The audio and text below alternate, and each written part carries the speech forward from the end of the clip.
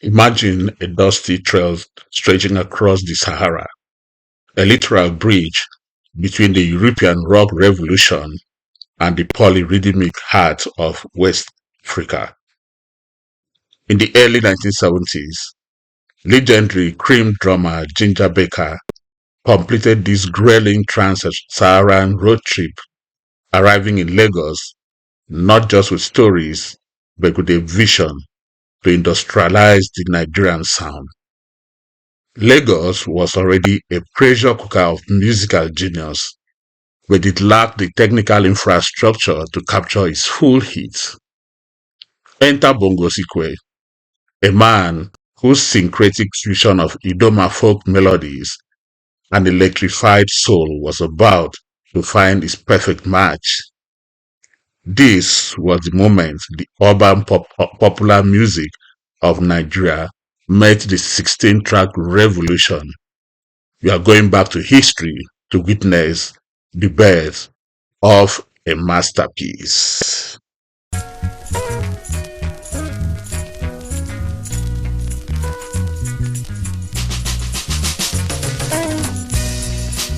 January 1973, the technical landscape shifted forever. Ginger Baker, an American engineer, Tony Orlando, inaugurated ARC, the Associated Recording Company studio. It was a 16-track recording complex that stood as the first of its kind on the African continent. This wasn't just a local studio, it was an international beacon. By March 2nd, 1974, Billboard magazine was already reporting on the studio's prestige, noting that Paul McCartney and the Wings had chosen this Lagos powerhouse to record the legendary band On the Run. The technical specifications were unprecedented for the region.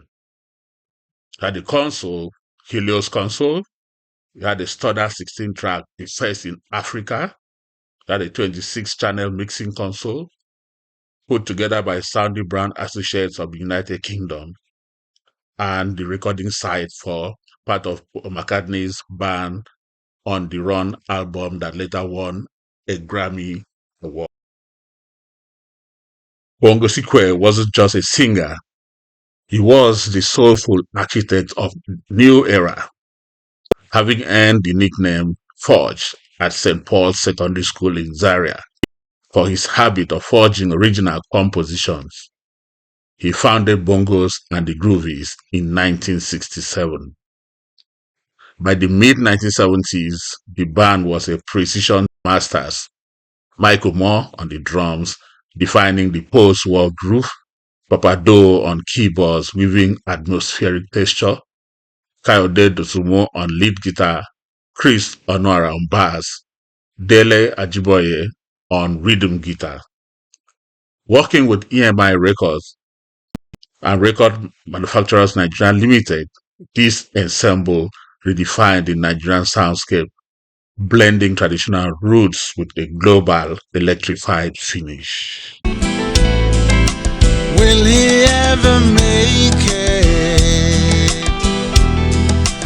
Will he ever hear the sound of...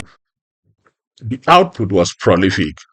From the 1973 rare test pressing, 1st day of October, Lagos to the foundational You Can't Hurry the Sunrise, the ARC sessions were masterclasses in engineering, led by the expertise of Salami and E. Odenusi. But perhaps his most enduring cultural contribution wasn't just a vinyl. Cockrell Dawn, his iconic composition, became the theme song for a generation, airing as the soul of a beloved Nigerian television soap opera well into the 1990s. Whether it was the reggae thing to Lagos 1977 or the soulful yearning of Still Searching 1978, Bongos Ikwue proved that high fidelity production and deep cultural roots were not mutually exclusive.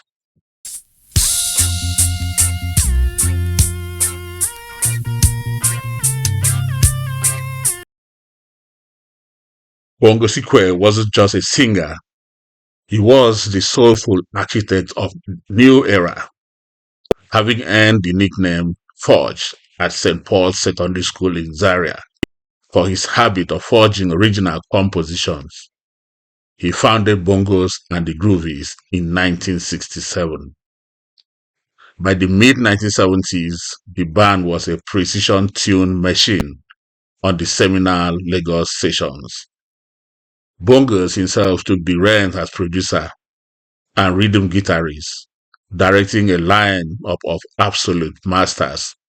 Michael Moore on the drums, defining the post-war groove, Papa Do on keyboards, weaving atmospheric texture, Kayode Dosumo on lead guitar, Chris Onora on bass, Dele Ajiboye on rhythm guitar. Working with EMI Records and Record Manufacturers Nigeria Limited, this ensemble redefined the Nigerian soundscape, blending traditional roots with a global electrified finish.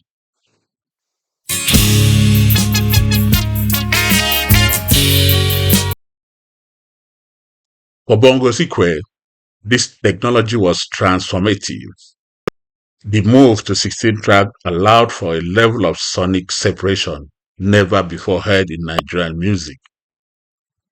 He could now overdub his complex, multi-layered Idoma language harmonies, floating them cleanly above a dense bed of electric instrumentation without the muddiness of older 4-track or 8-track limits.